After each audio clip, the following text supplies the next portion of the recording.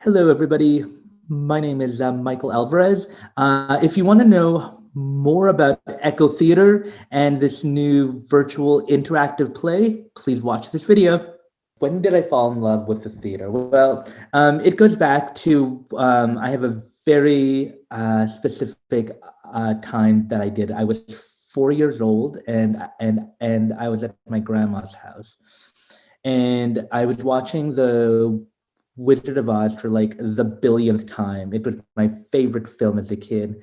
And I was in her living room and I was watching the TV. Then my mom and my grandma were in the kitchen and they were making, I think, like tamales, I think.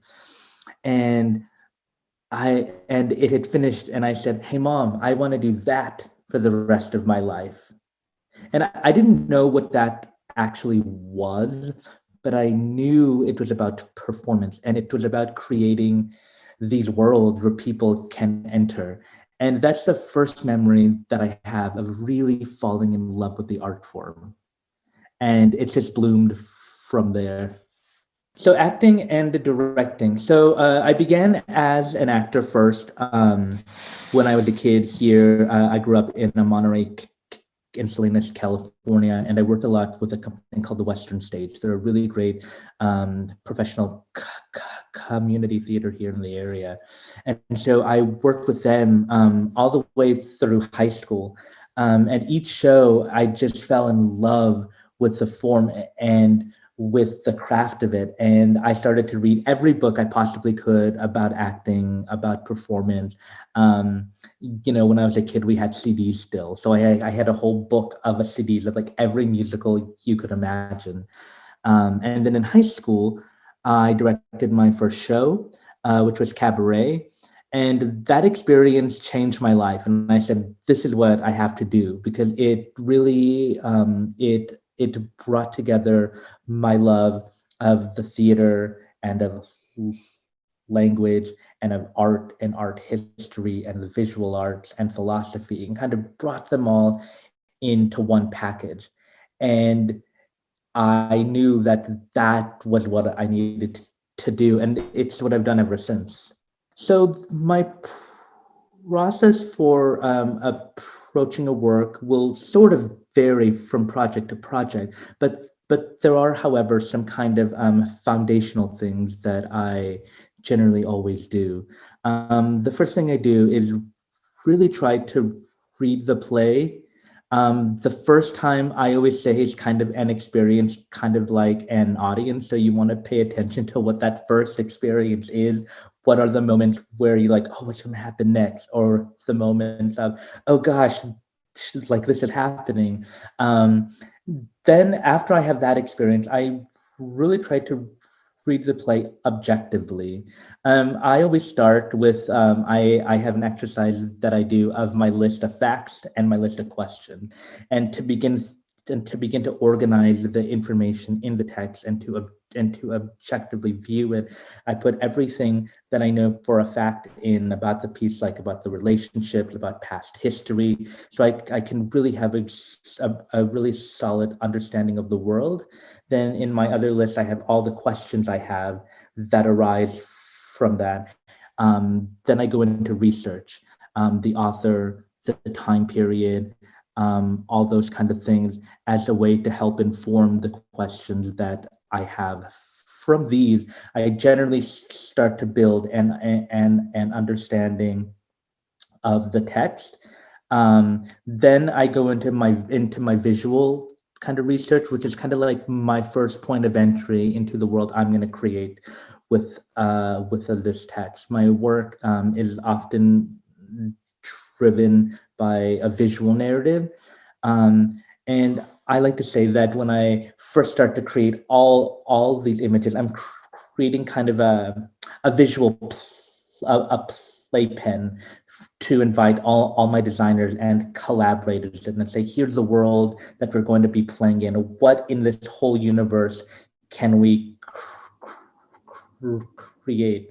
I then really go out to finding the sound of the world. Sound is something that's really important to me. So I started to do a lot of research into what this world sounds like. How do the themes of the play and the aesthetic that we are creating go into that? So then that's when I started to work with all my designers, and we kind of create the world. Then we invite in the actors. I first encountered Echo when I was living in LA as a graduate student at CalArts. I went to go see a play by Bonnie Alvarez, who's a brilliant playwright, and the play was fantastic. And it was a great space. And I said, "Oh, this is a really great theater," because I really appreciated the work that they had programmed. So um, I was like, "This is just a great company." And then a couple months ago, I got invited to direct a reading for the reading series.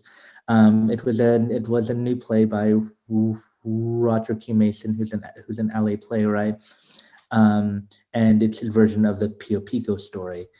And so I directed the play there, and the company was so lovely.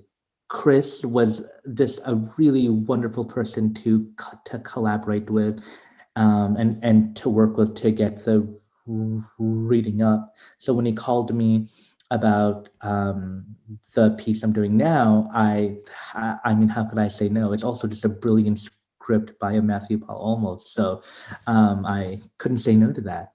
When I first read the script, I was 100% on board. It was such a brilliant script. It was so nuanced, and the characters were so grounded, and I really felt like this was a story that had to be set today. It speaks about issues of gentrification. It speaks to progress and the cost of progress.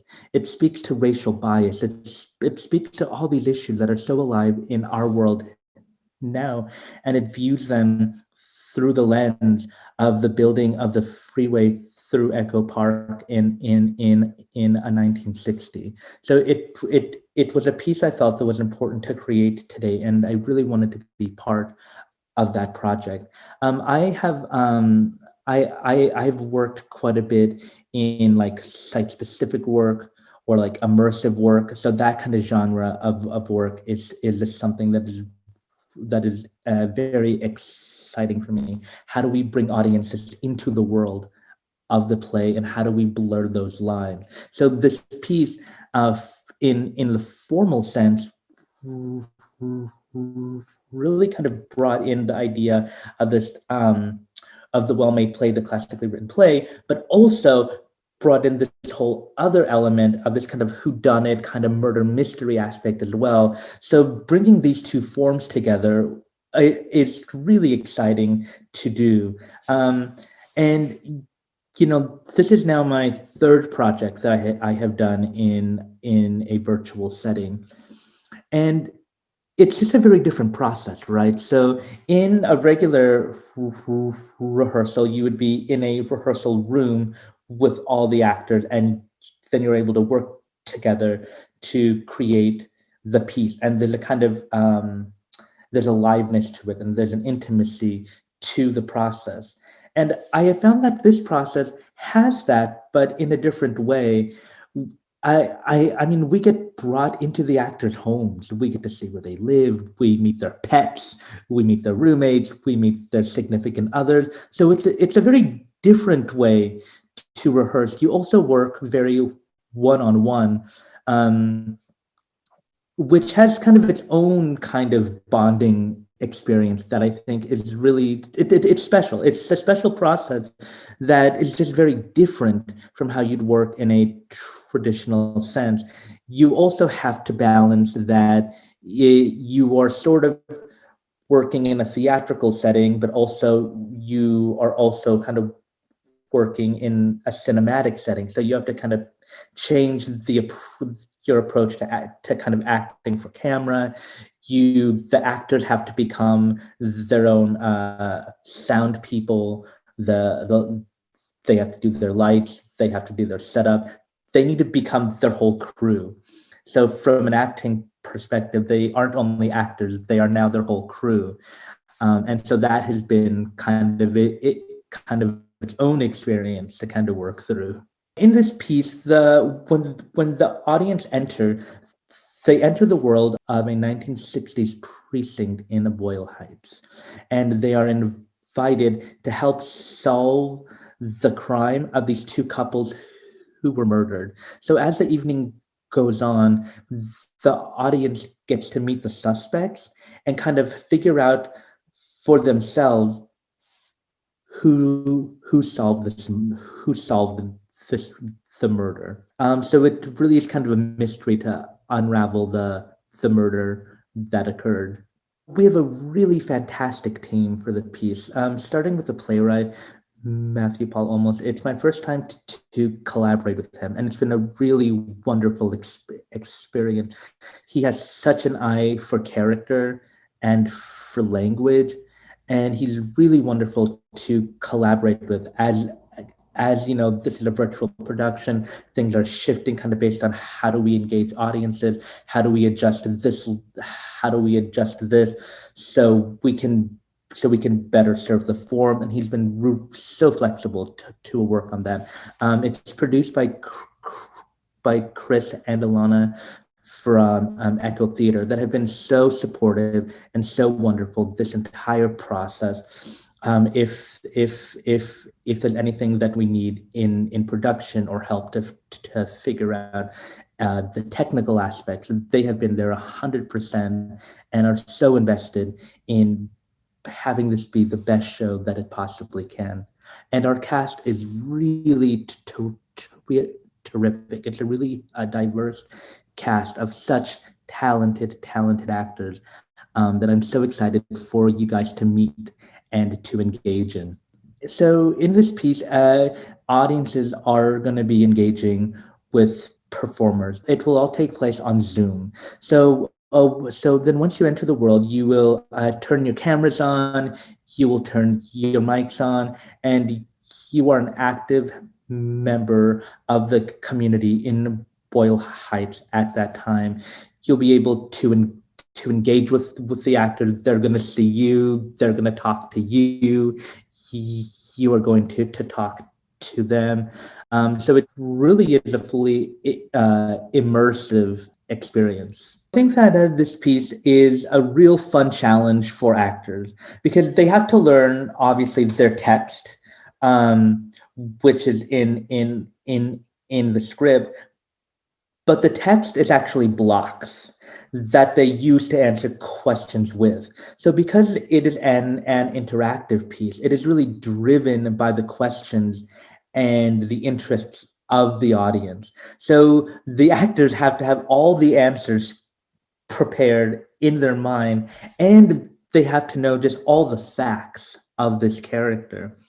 So in case they're thrown curveballs, they know how to stay in character, improv, and engage as the character would. So it's asking them to do like a multiplicity of things at one time. When I first read the play, it was a history that I didn't know. I didn't know about the freeways and how they were built. I just really took them for granted when I lived in LA. It was just something that I knew that was there, and it got me from point A to point B. When I started to read the script and to really research the history, I began to see what it actually cost for me to have that freeway, to get from point A to point B. And it really just got me thinking about what do we sacrifice for the conveniences that we have today. And I think that this is something that I really hope that audiences begin to question for themselves. Things around us and this is something that historically goes all the way back to the founding of America. Who and what do we sacrifice for what we have today? And I think as we go forward in this world, that is a question that has to be at the forefront of like our minds as the world changes so rapidly. How do we play our part, and what choices do we make, and what do we support to try to build a more equitable and a more fair world for everybody. So it would be fantastic to do this piece again in either an immersive way in which we can construct a police station and all these things, so audiences have a real like a visceral world to enter into. Even on stage, this could be a very thrilling piece to be able to create this piece in person with actors for an audience would be an awesome next step for the piece. Hopefully one day when the world is better and the theaters open up, then it can be a possibility, because I think it would work really well in person as well as a virtual experience. Why must audiences watch this piece? It's a really great piece. I think it does a really smart job to be able to push the theatrical form within a virtual context and expand the capabilities of what a Zoom performance is capable of. It's a really smart piece. The writing is great. It's a top-notch cast of performers who hit it out of the ballpark. And I think overall it's a really fun, engaging, and provoking experience that I think people are going to want to have. I think that theaters such as the Echo are so important to support and to keep alive in this economy. What I think Echo does is it really programs work that perhaps wouldn't otherwise be programmed in the more, mainstream, if you will. I think that they are more adventurous and they are more forward thinking in their programming and create really fantastic opportunities for both actors and creatives who are both established and emerging. The range of people that they work with is rich. And I think that they are such a great company to be able to keep supporting. And they're a company who wants to help actors and designers and the directors to really achieve their vision. They are really there for the artists. You really don't want to miss this piece. It is entertaining, it is provocative, it is emotional, it's engaging. It has all the things of a really fantastic evening of the theater. So I say, buy your ticket, come meet these characters.